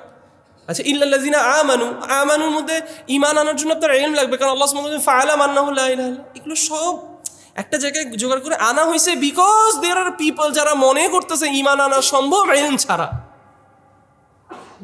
হাল হাযা ওয়াদি ইয়া ইখওয়ান, এটা বুঝতেছে জিনিসটা। কালিমাতু লা ইলাহা ইল্লাল্লাহ 7টা শর্ত, আল ইলম ওয়াল ইয়াকিন যা যা আছে না 7টা শর্ত। তো দেখি একটা হাদিস আমরা স্পষ্টভাবে না, এখানে একটা হাদিস পাবেন যেখানে রাসূল সাল্লাল্লাহু আলাইহি ওয়াসাল্লাম বলছেন যে একদম প্রকৃত ইয়াকিন নিয়ে লা ইলাহা ইল্লাল্লাহ বললো। আরেকটাতে আসছে যেখানে সিদকের কথা আসছে, আরেকটা আসছে যেখানে মাহাব্বার কথা আসছে, আরেকটা আসছে যেখানের মধ্যে ইলমের কথা আসছে। সো এগুলো সব মিলে আমরা সামারাইজ করে কথাগুলো এনেছি। এর মানে এটা না যে এটা কোরআন হাদিসের বাইরের কথা। এই জন্য কেউ এটা মনে করবেন না। অনেকে বলবে তোমার মুআল্লিফ তুমি কি বলছে যে এটা হচ্ছে কি যাকারাল্লাহু তাআলা ফিল কিতাবিহি, কই কোথায় মেনশন করছে? ফালতু একটা কথা না, ফালতু কথা না। এই জন্যই জিনিসটা বলা। বুঝছেন তো সবাই না? উদাহরণটা বুঝছেন তো? তুমি চুপ থাকো তো আমি চুপ থাকো, কথাটা বুঝছেন তো? না তাই। আচ্ছা সময় তো হ্যাঁ আছে, সময় আছে না? আর 20 মিনিট। নাম ইকরা। القاعدة الأولى أن تعلم أن الكفار الذين قاتلهم رسول الله صلى الله عليه وسلم مقرون أن الله هو الخالق الرازق المحيي المميت المدبر لجميع الأمور ولم يدخلهم ذلك في الإسلام. والدليل قوله تعالى قل من يرزقكم من السماء والأرض أم من يملك السمع والأبصار ومن يخرج الحي من الميت ويخرج الميت من الحي ومن يدبر الأمر فسيقولون الله فقل أفلا تتقون. সুবহানাল্লাহ। মুআল্লিফ তিনি বলছেন যে যেই মুশরিকরা যাদের সাথে রাসূলুল্লাহ সাল্লাল্লাহু আলাইহি ওয়াসাল্লাম ফাইট করেছেন, যাদের সাথে রাসূলুল্লাহ সাল্লাল্লাহু আলাইহি ওয়াসাল্লাম ফাইট করেন, যাদেরকে রাসূলুল্লাহ সাল্লাল্লাহু আলাইহি ওয়াসাল্লাম যাদের সাথে জিহাদ করেছেন, তারা আল্লাহ সুবহানাহু ওয়া তাআলা যে আল খালিক, আল্লাহ যে সৃষ্টিকর্তা, আল্লাহ সুবহানাহু ওয়া তাআলা যে আল মুদাব্বির, আল্লাহ সুবহানাহু ওয়া তাআলা যে সবকিছু কন্ট্রোল করেন, আল্লাহ সুবহানাহু ওয়া তাআলা যে আর রাজ্জাক, আল্লাহ সুবহানাহু ওয়া তাআলা যে রিজক দেন, এটা তারাও মানত, এটা তারা অ্যাফার্ম করত। বুঝেন আমার কথাটা সবাই? কিন্তু এইটা তাদেরকে ইসলামে এন্টার করায় নাই। সেই জন্যই তো রাসূলুল্লাহ সাল্লাল্লাহু আলাইহি ওয়াসাল্লাম সাথে যুদ্ধ করেছেন এবং রাসূলুল্লাহ সাল্লাল্লাহু আলাইহি ওয়াসাল্লাম তাদের বিরুদ্ধে জিহাদ করা, তাদের সাথে যুদ্ধ করাটা দুই প্রকারের। ওয়ান ইজ বিল লিসান এন্ড উইথ ইলম, আরেকটা হচ্ছে যেটা উনি সোর্ড দিয়ে করেছেন। সো কেউ যদি মনে করে যে এটা শুধু মানে মারামারি করে যে না, এমন কিন্তু না। ইলম দিয়ে, কলম দিয়ে। শেখুল ইসলাম ইবনে তাইমিয়া রাহিমাহুল্লাহ ওনার বেশিরভাগই কিন্তু স্ট্রাগল ছিল, ওনার এফোর্ট ছিল তার লেখালেখি দিয়ে। তো শেখুনা আবু বকর জাকারিয়া হাফিজাহুল্লাহ তিনি সবসময় একটা কথা বলেন যে মানে তিনি একটা কথা বলেছিলেন যখন ওনার কাছে সালাসাতুর রসুলটা পড়েছিলাম আমরা চট্টগ্রামে, তখন উনি একটা কথা বলেছেন যে শেখুল ইসলাম ইবনে তাইমিয়াকে দাবি করে দুই শ্রেণীর মানুষ, একটা হচ্ছে যারা সুফি, আরেকটা হচ্ছে যারা খাওয়ারিজ। খাওয়ারিজরা খালি শেখুল ইসলাম করবে, ওনার জিহাদকে ওরা খুবই করে, আর হচ্ছে সুফিরা ওনাকে ক্লেম করে, লেকিন দুজনই বাতিল। না তো তাহলে তো মুআল্লিফ তিনি কি বলছেন যে রাসূলুল্লাহ সাল্লাল্লাহু আলাইহি ওয়াসাল্লাম ওনার সাথে ফাইট করেছেন এবং এই ফাইট যখন তিনি মক্কার মধ্যে ছিল তখন সেটা কি দিয়েছিল? ওনার কথা দিয়ে, ওনার ইলম দিয়ে। It was an intellectual war. And then when he went to Medina, যখন শর্ত পূরণ হয়েছে এবং যা যা দরকার যেভাবে করে ইসলাম শারঈভাবে করেছেন সেটা যখন ফুলফিল হয়েছে, সিস্টেমেটিক হয়েছে, তবে এই করেছেন। এই জন্য খন্দকার আব্দুল্লাহ জাহাঙ্গীর হাফিজুল্লাহ তিনি বলেন ইসলাম কোনো আবেগ না, ইসলাম কোনো আবেগের ধর্ম না, আবেগ দিয়ে চলে না কোনো কিছু। It is a very constructive দিন, এটা একটা পুরো সিস্টেম। যেন dharma is not the right word for আল ইসলাম, বলো না ইসলামের জন্য মানে dharma is not the right thing, এটা একটা হোল সিস্টেম, এটা দিন, এটা একটা দিন। না তো তিনি বলছেন, মুআল্লিফ তিনি বলছেন যে তারা এটা অ্যাফার্ম করেছে, তারা এটা মেনেছে। তো আমরা এখন তাহলে ওই ভাইটাকে বলি যে ভাই দেখেন মক্কার মুশরিকরা যাদের সাথে রাসূলুল্লাহ সাল্লাল্লাহু আলাইহি ওয়াসাল্লাম ফাইট করেছেন, কাফের মনে করেছেন, তারাও মানতো যে আল্লাহই আমাদের সৃষ্টিকর্তা, আল্লাহই আমারে খাওয়ায়, আল্লাহই আমাকে পড়ায়, আল্লাহ সুবহানাহু ওয়া তাআলা আমার সব কিছু কন্ট্রোল করে, আমার জান দেয়, আমাকে জীবন দেয়, আমাদের মরণ, আমাদের সব কিছুই উনি। ইয়াট এটা এনাফ হয় নাই। সে আমাদেরকে বলতে পারে তোমার দলিল কি? এগেন আমাদের কি বলছিলাম প্রথম থেকে, যখনই আল্লাহ বলেছে এবং প্রফেট বলেছে শেষ, আমাদের কথা তো এখানেই শেষ, যুক্তির কোনো দলিল না। আল্লাহ সুবহানাহু ওয়া তাআলা বলেছেন, মুআল্লিফ সেই কাজটাই করছেন। দেখেন, যে লোকটাকে আমরা মানুষ গালি দেয়, সেই লোকটা এই কাজটাই করেছেন। তিনি সূরা ইউনুস ভার্স নাম্বার 31 থেকে তিনি কোট করছেন যে তুমি কুফফারদেরকে জিজ্ঞেস করো, আস্ক দেম, কে তোমাকে আকাশ থেকে, who provides you from the sky and the earth, কে তোমাকে আকাশ থেকে এবং আর্থ থেকে তোমাকে রিজক দেয়, কে তোমার শোনা এবং তোমার your hearing and your sight, তোমার দেখা শোনা এগুলো কন্ট্রোল করে, এগুলো ওন করে, কে তোমাকে জীবন দেয় এবং কে তোমাকে মরণ দেয়? সায়াকুলুন আল্লাহ, তারা বলবে আল্লাহ, তারা মানছে আল্লাহ। ওয়ালাকিন স্টিল তারা কাফের। আল্লাহ সুবহানাহু ওয়া তাআলা তারপরও বলতেছেন যে ওরা কাফের, এবং ওরা কাফের দেখে তো রাসূলুল্লাহ সাল্লাল্লাহু আলাইহি ওয়াসাল্লাম যুদ্ধ করেছেন, তাই না? তাহলে এটা ক্লিয়ার যে আল্লাহ সুবহানাহু ওয়া তাআলা আর রাজ্জাক, আল্লাহ সুবহানাহু ওয়া তাআলা আল খালিক, আল্লাহ সুবহানাহু ওয়া তাআলা আল মুদাব্বির, এটা যথেষ্ট না একটা মানুষের মুসলিম হওয়ার জন্য। এটাই প্রথম নীতিটা তিনি স্টাবলিশ করতে চাচ্ছেন। তাহলে আমরা এই ভাইটাকে এখন তাহলে জিজ্ঞেস করি, এই কাল্পনিক ভাইটাকে আমরা তাহলে জিজ্ঞেস করি যে ভাই, আপনি কি এটা বুঝতে পারছেন যে আল্লাহকে, যে আপনি জাস্ট আল্লাহ আছে এটা মানা, আল্লাহ আপনাকে সৃষ্টি করছে এটা মানা, আল্লাহ অনলি সৃষ্টিকর্তা এটা মানা, আল্লাহ শুধুই আল্লাহ আপনাকে খাওয়ায়, আপনাকে পড়ায় এটা মানা, শুধু আল্লাহই আপনার সব কিছু ভালো মন্দ সব আল্লাহ আপনার কন্ট্রোল করে, শুধু এটা মানা যথেষ্ট না আপনার মুসলিম হওয়ার জন্য। কারণ এটা যদি হইতো তাহলে আল্লাহ কোরআনে বলছে সায়াকুলুন আল্লাহ, ওরা বলছে আল্লাহ, শেষ কথা তো এখানে শেষ, ও তো মুসলিম। কিন্তু রাসূলুল্লাহ সাল্লাল্লাহু আলাইহি ওয়াসাল্লাম ওদেরকে ফাইট করছেন, বদর, উহুদ, সবগুলোতে দে আর দ্য ওয়ান্স যাদের সাথে ফাইট করেছে। কেন? দ্যাট মিনস এটা যথেষ্ট ছিল না তাদের মুসলিম হওয়ার জন্য। It was not enough for them to enter Islam. এটা আমরা তাকে কোরআনের আয়াত দিয়ে তার কাছে প্রুফ করলাম। তো জিজ্ঞেস করো, ভাই আপনি কি বুঝছেন এই জিনিসটা? একটা একটা করে আগাই, বেশি উপর নিচ হঠাৎ করে এখানে ওই কথা এই কথা এদিকে কেন, তাহলে কি এটা করলে এরকম সিস্টেমেটিকলি আগাই। প্রথমে আপনি কি মানলেন? প্রথমে আপনার জন্য দোয়া করলাম, আমিন, আলহামদুলিল্লাহ ভাই আপনি আমার জন্য দোয়া করছেন। সেকেন্ডলি, আপনি কি মানেন যে আল্লাহ আমাদেরকে সৃষ্টি করেছে ইবাদত করার জন্য? জি ভাই মানি। আপনি কি বিশ্বাস করেন যে ইবাদতকে ইবাদত বলা যাবে না যদি এটার মধ্যে শিরক আসে? হ্যাঁ ভাই মানি। ঠিক যেভাবে সালাকে সালা বলা যাবে না যদি তাহারা না থাকে? হ্যাঁ ভাই এটা মানি। আপনি কি মানেন যে শিরক হচ্ছে এমন একটা জিনিস যেটা আপনার সব আমলকে বাতিল করে দেবে? হ্যাঁ ভাই মানি। ঠিক আছে ভাই, তাহলে আসেন আমরা তাহলে শিরক নিয়ে একটু সিরিয়াস হই।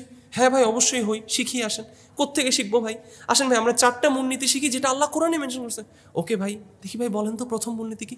প্রথম মূলনীতি হচ্ছে আল্লাহ সুবহানাহু ওয়া তাআলা কে, আল্লাহ যে সৃষ্টিকর্তা আমাদেরকে খাওয়ায় দাওয়ায় পরে, এটা মানাটা যথেষ্ট না। কেমনে বুঝলেন ভাই? আল্লাহ সুবহানাহু ওয়া তাআলা কোরআনে বলছে। কি বলছে ভাই আল্লাহ সুবহানাহু ওয়া তাআলা কোরআনে? আল্লাহ বলছে ওদেরকে জিজ্ঞেস করো কে খাওয়ায় পড়ায়, আসমান জমিন থেকে রিজক দেয়, জীবন মরণ দেয়। সায়াকুলুন আল্লাহ, তারা বলবে আল্লাহ। সেটা আল্লাহর কথা, ওর এটা মানতে বাধ্য নাকি না? তাহলে সে এই কথাটা তাহলে রাজি হয়ে গেল। তাহলে ভাই আপনি এই কথাটা রাজি? হ্যাঁ ভাই আলহামদুলিল্লাহ, আমি এই কথাটাতে রাজি, আমি কথাটা মেনেছি, আমি বুঝেছি যে এটা যথেষ্ট না শুধু। এবং কষ্টের বিষয়টা কিন্তু এটা, আমরা শুধু এটা শুধু বেদাতীদেরকে নিয়ে মনে করি। বেদাতী না, বাংলাদেশের এখন মেজরিটি মানুষের আকীদা এটা, মেজরিটি মানুষের আকীদা এটা। জিজ্ঞেস করেন আপনি ওনাকে যে আপনি মুসলিম হওয়া বলতে আপনি কি বুঝেন? সে আপনাকে বলবে আমি মুসলিম হওয়া বলতে বুঝি যে আল্লাহ আমাদের সৃষ্টিকর্তা, আল্লাহ আমাকে চালায়, আল্লাহ আমাকে পড়ায়, আমি আল্লাহর উপর ঈমান আনছি, এটাই আমার জন্য মুসলিম হওয়া যথেষ্ট। তাহলে তাকে জিজ্ঞেস করবেন আপনি কালিমাতু লা ইলাহা ইল্লাল্লাহর মানে কি? সে বলবে লা ইলাহা ইল্লাল্লাহ মানে নেই কোনো আল্লাহ, নেই কোনো ইলাহ আল্লাহ ছাড়া। আপনাকে তাহলে ইলাহ মানে কি? নেই কোনো ইলাহ আল্লাহ ছাড়া। ইলাহ মানে কি? চলো, ইলাহ মানে হচ্ছে যে আমাদের সৃষ্টি করছে, যে আমাদের খাওয়ায় পড়ায়। এটা তো মক্কার মুশরিকরাও মানতো। তারা যুদ্ধ কেন করছে? কারণ তারা ইলাহ বলতে এটা বুঝে নাই। রাসূলুল্লাহ সাল্লাল্লাহু আলাইহি ওয়াসাল্লাম তাদের থেকে ইলাহ বলতে এটা বুঝে। ইলাহ মানে হচ্ছে তিনি যিনি ইবাদার যোগ্য, the one who is worthy of worship is আল ইলাহ। and that is Allah. So মুসলিম হওয়ার শর্ত হচ্ছে কালিমাতু লা ইলাহা ইল্লাল্লাহ, তাই না? কি আপনার কাছে যদি আসলো এসে বললো আখি আই ওয়ান্ট টু বি মুসলিম, আমি মুসলিম হতে চাই, আমরা বলবো কি আমার সাথে সাথে রিপিট করো আশহাদু, আমি সাক্ষী দিচ্ছি আন্নাহু লা ইলাহা ইল্লাল্লাহ। Very good. মা মানা হাযাল কালাম, এই কথাটা যে আপনি বলেন এটার অর্থ কি? লা ইলাহা ইল্লাল্লাহর অর্থটা কি? সে যদি ইবাদতই না করে তাহলে মানে তো সে এটা তো বুঝলোই না তাহলে সে। কারণ লা ইলাহা ইল্লাল্লাহ মানে হচ্ছে নেই কোনো সত্য ইলাহ যিনি ইবাদার যোগ্য ইল্লাল্লাহ, আল্লাহ ছাড়া। এটাই লা ইলাহা ইল্লাল্লাহর অর্থ। তাহলে কেউ যদি এটাই বলে যে মুসলিম হওয়া মানে হচ্ছে আল্লাহ আমাদেরকে সৃষ্টি করছে, আল্লাহ আমাদের খাওয়ায় পড়ায়, এটাই মানা, তাহলে সে লা ইলাহা ইল্লাল্লাহ বুঝে নাই, সে মুসলিমই হইতে পারলো না। ডিসক্লেমার দিয়ে দিচ্ছি, এখন আবার এটার জন্য এখন আপনারা বের হয়ে গণতাকফির করা শুরু করেন, এটার মানে কিন্তু আবার ওইটা না। এটা জিনিসটা বুঝতে হবে, আমরা এখানে শিখতে এসেছি ফার্স্ট অফ অল নিজেদেরকে বাঁচানোর জন্য, মানুষের কাছে মেসেজটা কনভে করার জন্য। কিন্তু কারোর সাথে যদি আমরা জিনিসগুলো মিল না পাই, এটা আমার আপনার দায়িত্ব না তার উপর তাকফির করা, তাকে কাফের ডাকা, মুশরিক ডাকা। এটা ওলেমাদের কাজ, এটা আলেমদের কাছে ছেড়ে দেন, বিকজ এটার অনেক কন্ডিশনস আছে, অনেক কিছু আছে যেটা নিয়ে এখন আমি শর্ট লেকচারের মধ্যে এটা কভার করতে পারবো না। বাট এটা আপনি নিজের জন্য বুঝেন, আগে নিজেকে বাঁচান, you then think about others বিইذনিল্লাহ। এবং অনেকে একটা শুভার মধ্যে থাকে যে হ্যাঁ যে মুশরিক তাকে যদি আমি মুশরিক না মনে করি, যে কাফের তাকে আমি কাফের না মনে করলে আমি নিজে কাফের হয়ে যাব। মনে রাখবেন এইটার মধ্যে সেই মানুষ না যার যথেষ্ট নলেজ নাই তা সে কি কাফের নাকি না এটা বলতে পারার। আপনার যেটার জন্য যথেষ্ট ইলম নাই আল্লাহ সুবহানাহু ওয়া তাআলা আপনাকে সেটার জন্য পাকড়াও করবে না। বুঝতে পারছে সবাইকে জিনিসটা? না তাহলে প্রথম ভাই বুঝছেন, এ ভাইটাকে আমরা জিজ্ঞেস করবো, ভাইটা বলবে কি বুঝছি, এখানে কোনো ভাই নাই, এমনি এই করছি তো ভাইটা বুঝলো, ঠিক আছে ভাই আমরা প্রথম নীতি বুঝছি। কারণ প্রত্যেকটা নীতি একটা নীতির উপর, একতলার না উঠে আপনি দুই তলায় উঠতে পারবেন না। তো দেখেন স্কলার্সদের কি হিকমা, তারা কি সুন্দর করে বসাইছে। না নেক্সট কাজ শুরু করবো, নেক্সট হ্যাঁ শুরু করে দিন ইনশাআল্লাহ, সমস্যা নেই। القواعد الثانية أنهم يقولون ما دعوناهم وتوجهنا إليهم إلا لطلب القربة والشفاعة। না এটা হচ্ছে একটা শয়তানি ট্যাকটিক্স, এটা হচ্ছে একটা শয়তানের শুবুহাত, আর শুবুহাত আর শাইতানিয়া। সেটা কি? সেটা হচ্ছে আপনাকে বিশ্বাস করানো যে আপনি যেটা করতেছেন এটা আল্লাহ সন্তুষ্টির জন্য করতেছেন। মুআল্লিফ তিনি বলছেন যে ওই আরব মুশরিকরা তারা তাদের শিরক করার অজুহাত হিসাবে বলতো যে আমরা তো এদের কাছে দুআ করি, আমরা তো এদের ইবাদত করি এই জন্য না যে এর থেকে আমরা কিছু চাই, আমরা তো এদের সাথে এটা করি দুইটা কারণের জন্য। এক, আমরা আল্লাহর আরো কাছে যেতে চাই, এবং দুই, আমরা চাই এরা আমাদের জন্য আল্লাহর সামনে শাফা করবে, ইন্টারসেশন করবে, সুপারিশ করবে। এখন আমার মাথায় ওয়ার্ডটা আসছে, ফার্স্ট থেকে আসতেছিল না, সুবহানাল্লাহ। সুপারিশ করবে না, সুপারিশ ইজ দ্য রাইট ওয়ার্ড, না সুপারিশ করবে, এই জন্য আমরা করি, অন্য কোনো কারণে করি না। ইয়ানি উই অ্যাফার্ম আল্লাহ, আমরা আল্লাহকে সাব্যস্ত করছি, আমরা একে আল্লাহর শরীক মনে করি না, আমরা তো আল্লাহকে সন্তুষ্ট করার জন্য এই সাহায্য নিচ্ছি জাস্ট। এটা মুশরিকদের যুক্তি ছিল। কথাগুলো শুনতে সিমিলার লাগতেছে না? একবার একটা ছোট ছেলে আমাকে এরকম বলতেছিল, মানে আমি ওর সামনে এরকম শিরকের কথা এরকম একটা দার্সে বলতেছিলাম, তো ছেলেটার ফ্যামিলিটা পুরা ওরা একটু এরকম সুফিজমের দিকে। বলছে স্যার আপনি রং। আমি বললাম কেন? বলে স্যার আমি জানি কিছু মানুষ আছে যারা মাজারে গিয়ে সেজদা করে, এবং এই মাজারে লিখাও থাকে যে সেজদা করা নিষেধ, তাও ওরা করে, আমরা ওদেরকে পছন্দ করি না। কিন্তু আপনি যেটা বলছেন এটা তো ভুল, আমরা তো ওদের কাছে যাই এই জন্য না যে ওর থেকে আমরা কিছু চাই, এই জন্যই তো ওদেরকে সেজদা করতে আমরাও নিষেধ করি, এগুলো মানুষের বাড়াবাড়ি। আমরা তো বলি যে ওই লোকটা যে শুয়ে আছে কবরের মধ্যে এটা দিনদার মানুষ, ভালো মানুষ, আল্লাহর পছন্দের মানুষ, আর আমরা গুনাহগার মানুষ।